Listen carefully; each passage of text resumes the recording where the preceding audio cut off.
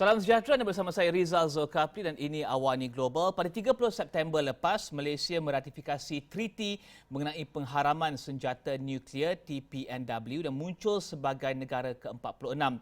Menteri Luar Datuk Seri Syamuddin Tun Hussein yang menandatangani surat cara pengratifikasian bagi pihak kerajaan berkata ratifikasi oleh Malaysia membawa komuniti antarabangsa semakin hampir kepada jumlah 50 yang diperlukan bagi membolehkan treaty itu dikuatkuasa. Dan Malaysia telah menandatangani treaty itu pada 2017 namun ia mengambil masa bagi memastikan proses sewajarnya dilengkapkan dan negara melakukan usaha yang ketara dalam pergerakan global ke arah pelucutan senjata nuklear. Diplomat dan juga wakil-wakil pertubuhan antarabangsa dan juga masyarakat madani di Malaysia termasuk Jawatankuasa Antarabangsa Palang Merah ICRC dan juga Persatuan Bulan Sabit Merah PBSM yang terlibat dalam usaha pelucutan senjata nuklear juga telah hadir untuk menyaksikan upacara menandatangani instrumen tersebut yang penuh bermakna. Untuk membincangkan perkara berkenaan dan juga signifikannya ke arah melucutkan senjata nuklear dan juga kita ada dua tetamu dan menerusi Skype pada hari ini iaitu Clara Choi, Head of Communications and Public Affairs ICRC. Dalam masa yang sama kita juga ada Hakim Hamzah, Honorary Secretary General Malaysia Red Crescent Society ataupun PBSM. Hai Clara dan juga Hakim. Pertama sekali kita melihat kepada ICRC soalan ini. Ketika seluruh dunia menghadapi pandemik COVID-19 yang telah membunuh lebih daripada 1 juta orang ketika ini, mengapa masih penting negara untuk menandatangani dan juga meratifikasikan treaty mengenai pengharaman senjata nuklear TPNW ini? Bukankah ada perkara lain yang lebih pantas yang harus dilihat oleh negara-negara ini? Ya, terima kasih ya. Pertamanya izinkan kami mengucapkan terima kasih kerana sudi menjemput kami untuk berbicara tentang isu yang sangat penting ini di program Astro Awani ini. Dan terima kasih jugalah ke atas soalan tersebut. Sebelum saya menjawab, saya ingin menarik perhatian penonton-penonton semua kepada dua persamaan utama di antara COVID-19 dan isu penggunaan senjata nuklear. Yang pertamanya adalah impak kemanusiaan. Kedua-dua isu inilah adalah global, ya. Dan kedua, tiada sesiapa yang bersedia untuk menghadapi dan menangani secukupnya impak kemanusiaan dalam kedua-dua isu ini. Ya. Sudah tentu wabak COVID-19 berlaku sekarang. Senjata nuklear juga tidak digunakan sejak peristiwa Hiroshima dan Nagasaki pada tahun 1945. Sudah tentu juga kebanyakan orang, termasuk saya, termasuk kawan-kawan kami, penonton di rumah, tidaklah bangun setiap hari dengan perasaan bimbang atau risau kerana ancaman serangan nuklear. Ya. Jadi persoalannya tadi, kenapa TPNW ini penting dan kenapa sekarang? Ya. Izinkan saya mulakan jawapan ini sebegini ya. Ketika COVID-19 melanda, bukankah kita semua berharap kita boleh lebih bersedia menghadapinya? Ya. Sudah tentu sukar untuk meyakinkan orang untuk bersiap sedia menghadapi tragedi yang belum lagi berlaku. Ya, sukar juga untuk mengatakan bahawa tragedi ini pasti akan berlaku dan kita semua perlu berganding bahu sekarang juga untuk membuat segala persediaan yang perlu. Tetapi ada 3 kebezaan yang penting kita perlu ingati mengenai COVID-19 dan ancaman senjata nuklear. Ya, pertamanya, tragedi Hiroshima dan Nagasaki pada tahun 1945 sudah berlaku dan kita tahu juga betapa teruknya kesan serta-merta dan jangka panjangnya. Ya, 340,000 orang telah mati dengan serta-merta dan dalam 5 tahun selepas pengemboman itu. Dan hari ini sudah 7 dekad ya, 75 tahun kemudian, hospital-hospital Palang Merah Jepun masih merawat mangsa-mangsa kerana pesakit barah dan penyakit-penyakit lain akibat terdedah kepada radiasi pengemboman tersebut. Dan kedua, kami tahu bahawa sekarang ini juga ya ada juga 16,000 senjata nuklear yang masih wujud di dunia. Kebanyakan di antara mereka sedia digunakan bila-bila masa saja. Dan senjata-senjata ini 10 kali ganda destruktif daripada bom atom yang diguna di peristiwa Hiroshima dan Nagasaki.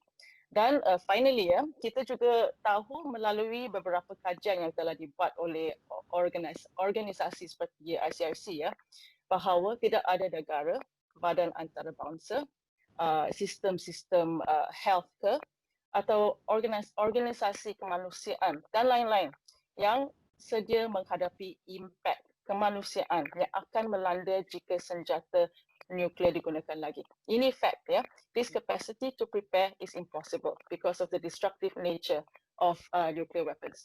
Dan Hakim sebagai satu badan berkanun di Malaysia, tentunya PBSM memainkan peranan penting dalam memberikan bantuan kemanusiaan dalam keadaan bencana alam. Bolehkah Hakim beritahu kami penonton di luar sana mengapa PBSM juga menyokong pelucutan senjata nuklear dan juga perjanjian antarabangsa yang melarang senjata nuklear? Tadi Clara ada berikan contoh-contohnya kerana mungkin tidak bersedia untuk menghadapi fallout atau kesan daripada sebarang ancaman atau penggunaan senjata nuklear itu. Bagi PBSM pula bagaimana?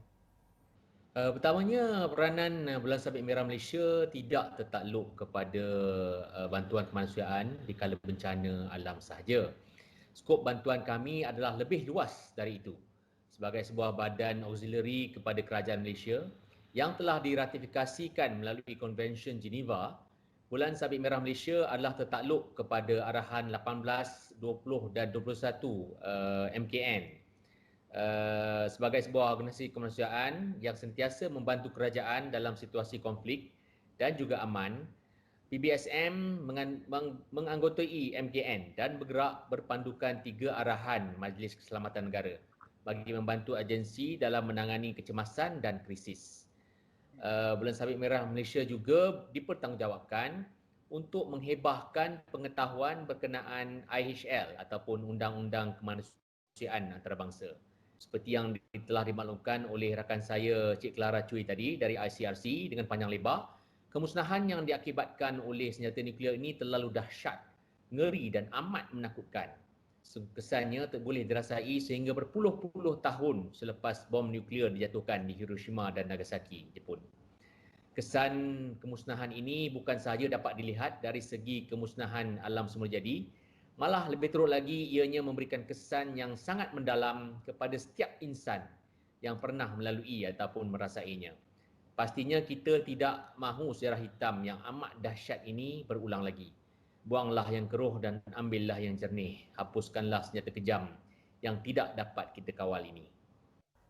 Dan Hakim dan Clara juga ada bercakap tentang kesannya ya. Mungkin kita boleh tanya sedikit kesannya itu dan juga tidak ataupun tiada mana-mana organisasi yang bersedia jika ia berlaku sekali lagi. Mungkin Clara boleh jelaskan dulu apakah kesan melihat kepada apa yang berlaku di Hiroshima dan juga apakah jangkaan kesan yang dahsyat tersebut jika senjata nuklear digunakan pada zaman ini. Yeah, so allow me to speak a little bit in English. What we have already experienced and what I've mentioned earlier that happened so many years ago, we have seen how hospitals, there are basically no health systems in the world that are going to be ready to face this kind of destruction from a nuclear weapon. And in fact, because of the destructive nature of the weapon, there is not going to be any capacity for us to even prepare our response to it. Kan saya sudah cakap tadi, kami sudah sekarang ni dilanda wabak COVID-19 dan kami juga we are already facing a difficult time now. Tapi if you're going to have a nuclear war, nuclear detonation, how are we going to face? And by the time, I'm not going to say that's going to happen, but if such a thing happens, how are we then going to prepare? Everything is going to be destroyed. So I will leave it to my colleague Hakim to explain further, because the Red Cross societies are the ones right now they're facing this, dealing with the impact of this in the Japanese Red Cross hospitals. Thank you. Okey Hakim, mungkin Hakim boleh jelaskan juga apakah kesan yang buruk dan dahsyat tersebut, kerana Clara menyatakan bahawa kesannya bertahun-tahun masih lagi ada pesakit bara, masih lagi ada individu yang meninggal dunia akibat daripada letupan yang berlaku 75 tahun lepas. Hakim boleh jelaskan? Seperti yang Clara sebut tadi, kita tahu yang kesan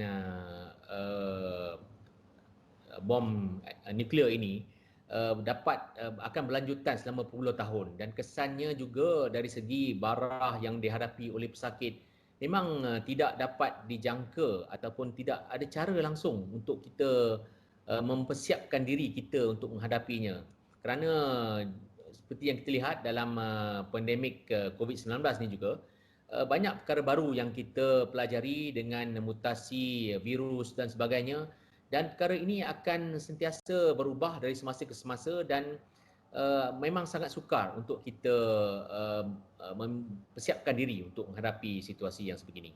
Termasuk tekanan kepada sumber itu sendiri. Ya, tekanan kepada sumber kesihatan yang kita ada, kelengkapan yang ada di hospital sudah pastinya tidak mencukupi. Itu baru dari segi perubatan ataupun dari segi persiapan fizikal yang ada di hospital. Tetapi impak psikososialnya jauh lebih teruk lagi, kerana dengan kemusnahan yang berlaku, impak kepada emosi dan mental pesakit-pesakit dan mereka yang terakibat daripada bom nuklear yang dahsyat ini memang susah sukar untuk kita tangani. Okey, kita akan berhenti berehat seketika ya Hakim dan juga Clara. Kembali selepas ini kita akan bincangkan berkenaan dengan kerja-kerja yang dilakukan oleh PBSM dan juga ICRC untuk mempromosikan ratifikasi dan juga pelaksanaan TPNW. Ketika ini kurang 4 lagi negara untuk memastikan bahawa perkara tersebut akan menjadi ataupun treaty tersebut akan menjadi dengan izinnya binding. Dan bagaimanakah kita akan bergerak ke hadapan untuk memastikan 4 negara ini? Negara mana? Dan juga kerana pada ketika ini negara-negara yang telah menandatangani ataupun meratifikasi TPNW ini adalah negara-negara di kawasan selatan hemisfera. Bagaimana dengan negara-negara maju dan juga negara-negara lain di luar sana? Kita akan berhenti berehat seketika, kembali selepas ini.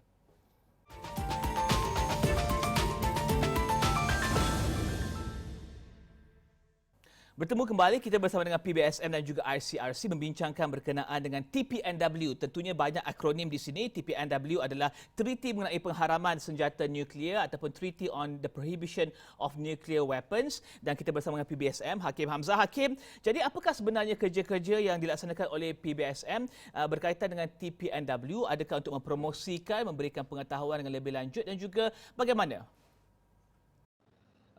Bulan Sabit Merah Malaysia sememangnya sentiasa menyokong usaha-usaha baik di dalam negara ataupun di peringkat antarabangsa di dalam menekankan dan memperjelaskan tentang impak dan musibah yang senjata nuklear bawa kepada manusia sejagat. Kami telah menghadiri 2 persidangan antarabangsa berkenaan kesan senjata nuklear ke atas manusia sejagat. Yang pertamanya di Nayarit, Mexico, dan yang keduanya di Vienna, Austria. Ini selaras dengan kerajaan Malaysia yang telah sekian lama menyokong usaha-usaha menghapuskan penggunaan senjata nuklear. Oleh yang sedemikian, tidak hairanlah kenapa Bulan Sabit Merah Malaysia berganding rapat dengan kerajaan Malaysia dalam memastikan treaty ini diratifikasikan oleh Malaysia dan negara-negara lain. Kami amat berbangga kerana telah bersama-sama di dalam usaha Malaysia mencapai dunia tanpa senjata nuklear. Di Malaysia, semua ahli ASEAN telah menandatangani Treaty Bangkok pada tahun 1995 yang menjadikan ASEAN negara salah satu daripada zon bebas senjata nuklear di dunia ini. Ini bukanlah suatu kebetulan, malah ianya membuktikan kemufakatan negara-negara ASEAN dalam memastikan rakyat mereka tidak perlu sama sekali menderita akibat bencana senjata nuklear, sama ada secara sengaja ataupun tidak sengaja. Sebagai rakyat Malaysia, saya perlu nyatakan bahawasanya seorang doktor Malaysia yang ulung bernama Dr. Ron McCoy, seorang individu yang telah mengesyorkan penubuhan International Campaign Against Nuclear Weapons atau ICANW dalam tahun 2005. Sebagai seorang doktor, beliau telah menghebahkan hasratnya di kalangan rakan-rakan doktornya. Jadinya barisan doktorlah yang telah mengenahkan cara baru ini untuk menghapuskan senjata nuklear. Dan Clara, bagaimana pula ICRC terlibat dalam mempromosikan ratifikasi dan juga pelaksanaan TPNW ini? Yeah, okay. So allow me to explain our mandate, ya. Mandat ICRC sememangnya adalah untuk mempromosikan undang-undang, treaty-treaty undang-undang kemanusiaan antarabangsa, iaitu UUKA ataupun IHL ya dalam bahasa Inggeris. Dan seperti TPNW, dan juga menyokong pelaksanaannya di peringkat kebangsaan, ya. kami juga berperanan untuk dalam memupuk dan memantau pematuhan terhadapnya dengan mengingatkan semua pihak yang terlibat mengenai tanggungjawab mereka di bawah undang-undang UUKA ini. So UUKA ini memperuntukkan pemilihan senjata dalam perang atau konflik, termasuk dengan melarang dan mengawal pembangunan dan penggunaan senjata bagi memastikan prinsip-prinsip asas pembezaan, amaran dan perkaderan sentiasa dipatuhi. Oleh itu, gerakan Red Cross Red Crescent berpendirian bahawa senjata nuklear tidak akan dapat mematuhi prinsip-prinsip asas UUKA ini, memandangkan kesan penggunaannya yang dahsyat. Ya. So di Malaysia ya, ICRC telah menghadiri banyak pertemuan dengan kerajaan berkenaan hal ini, termasuklah menghadiri dan memberi input di sesi taklimat anjuran Kementerian Luar Negeri. Kita juga terus komited bekerjasama dengan kerajaan untuk terus mempromosikan TPNW, seterusnya membina kesedaran dan kefahaman antara masyarakat. Okey, dan kita tahu tentunya tugas ini untuk mempromosikan dan juga ratifikasi dan pelaksanaan tentunya tugas yang berat kerana kita tahu sekarang ini 46 negara ia pertama kali dipersetujui pada tahun 2017 oleh 122 negara, tetapi selepas beberapa tahun pun masih lagi 46 negara, tak sampai lagi 50. Bagaimanakah cara baru ataupun apakah kekangan dan juga cabaran bagi negara di luar sana untuk ratifikasikan, kerana di internet terdapat pelbagai pandangan negara maju pun berkenaan dengan senjata nuklear. Hakim dulu. Mungkin kerana negara-negara maju ini mereka sendiri mempunyai senjata nuklear yang digunakan pada pandangan mereka untuk mempertahankan negara mereka dari ancaman luar. Tetapi desakan ataupun tekanan yang diberikan oleh rakyat mereka mungkin belum cukup kuat untuk para pemimpin di negara-negara berkenaan untuk mengambil tindakan untuk bersetuju melucutkan senjata nuklear yang mereka perolehi. Jadi ini adalah satu cabaran yang kita terima, dan mungkin juga ada di kalangan negara-negara yang tidak mempunyai senjata nuklear yang menghadapi tekanan daripada negara-negara besar, mungkin dari segi bantuan ekonomi atau bantuan kewangan, dan oleh kerana kebergantungan negara-negara ini terhadap negara-negara besar menyebabkan mereka tidak berupaya untuk meratifikasikan TPNW ini. Dan Clara? Ya, saya setuju dengan Hakim dengan sepenuh hati ya. Kami faham ada isu-isu politik yang juga hebat juga yang terlibat di dalam isu ini. Dan kami juga siap sedia untuk menghadapinya dengan membuat confidential dialogue untuk making sure that this issue is kept alive. Kita juga boleh rally the masses ya untuk melibatkan diri dalam isu ini. Kita memerlukan negara-negara yang kuat, negara yang lebih maju untuk turut serta dalam isu global ini. Kuasa-kuasa besar ini memang memainkan peranan yang sangat penting untuk lead the way ya. Bagi kami di ICRC, ini bukannya masalah ataupun isu mengenai politik ataupun kepribadian. Ini sememangnya isu kemanusiaan, dan this is about the survival of humanity. Datangnya harus daripada manusia sendiri, dan bagaimana ICRC dan juga PBSM melihat kepada menggerakkan rakyat tersebut untuk memberikan tekanan kepada pemimpin mereka, kerana jika tekanan daripada atas ke bawah mungkin sukar untuk dilakukan, tekanan daripada bawah ke atas, rakyat memilih wakil mereka, rakyat memilih pemimpin mereka, tentunya ini boleh dilakukan dengan lebih aktif dan juga cergas. Adakah Clara dan juga Hakim melihat kepada ini mungkin jalan baru untuk memberikan tekanan ICANW contohnya daripada rakyat? Adakah ini cara baru untuk memberikan tekanan kepada pemimpin di mana-mana negara pun untuk memastikan bahawa negara mereka akan satu hari nanti terlibat dan juga melengkapkan 50 negara yang diperlukan ini? Saya fikir ini satu kebarangkalian yang boleh kita sandarkan untuk dengan harapan agar lebih ramai rakyat di luar sana ataupun rakyat di negara-negara yang belum meratifikasikan TPNW ini dapat memilih pemimpin-pemimpin yang akan bergerak ke arah pelucutan senjata nuklear. Namun saya perlu berkongsi di sini salah seorang bos saya dahulu pernah berkata, common sense is not commonly available among common people. Jadi mungkin perkara ini difahami oleh manusia sejagat, tetapi ada kalanya ada pertimbangan-pertimbangan lain yang membuatkan mereka tidak berupaya untuk membuat keputusan ataupun mengundi orang yang dapat mewakili pendapat mereka dalam kita usaha untuk mencapai dunia yang tanpa senjata nuklear. Clara, mungkin ingin tambah? Ya, realitinya ya, Malaysia, rakyat-rakyat Malaysia dan Malaysia juga sebagai sebuah negara ya, sudah terlibat banyak dalam usaha pelucutan senjata nuklear global ini. Dan ini memang dibuktikan oleh ratifikasi minggu ini. Dan sama ada kita sedar atau tidak, rakyat Malaysia pun sudah menyokong usaha ini. Ya, tahun lalu pihak ICRC telah menugaskan satu organisasi market research company ya, Ipsos ya, untuk membuat satu report tinjauan bertajuk Millennials on War. Ya, dalam tinjauan tersebut sebanyak 16,000 millennials daripada 16 negara termasuk Malaysia diminta memberi pandangan mereka mengenai isu-isu perang. Dan daripada warga milenial di Malaysia dan yang di Tengah Ramah, ada 83% yang setuju bahawa senjata nuklear langsung tidak boleh digunakan di dalam mana-mana konflik. Ya, so rakyat Malaysia sudah tahu dan dia sudah agree. Ya, namun 77% rakyat Malaysia milenial ya percaya ada kemungkinan besar serangan nuklear akan berlaku dalam 10 tahun yang akan datang. So, penemuan ini menunjukkan dorongan dan kemahuan untuk memajukan isu ini sudah ada di kalangan rakyat Malaysia.